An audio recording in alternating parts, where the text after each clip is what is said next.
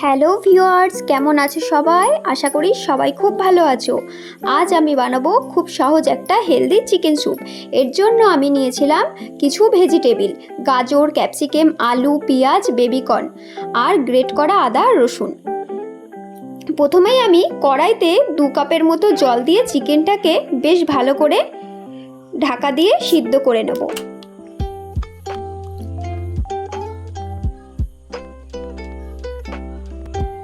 Chicken আমার সিদ্ধ হয়ে এলে তারপর চিকেনটাকে একটা প্লেটে নামিয়ে আর স্টকটা আলাদা করে রেখে দেব।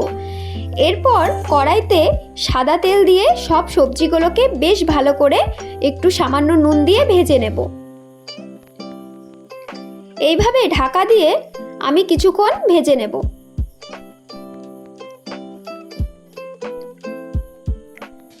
তারপর ঢাকা খুলে তার মধ্যে গ্রেট করা আদা আর রসুনের পেস্টটা দিয়ে আরও বেশ কিছুক্ষণ নাড়াচাড়া করব।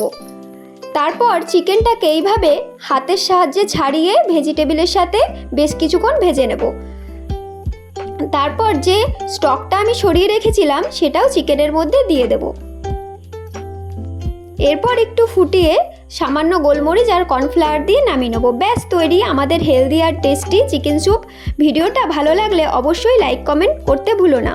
আর ইউটিউব থেকে দেখে থাকলে চ্যানেলটিকে অবশ্যই সাবস্ক্রাইব করো। সবাই ভালো থাকবে, টাটা।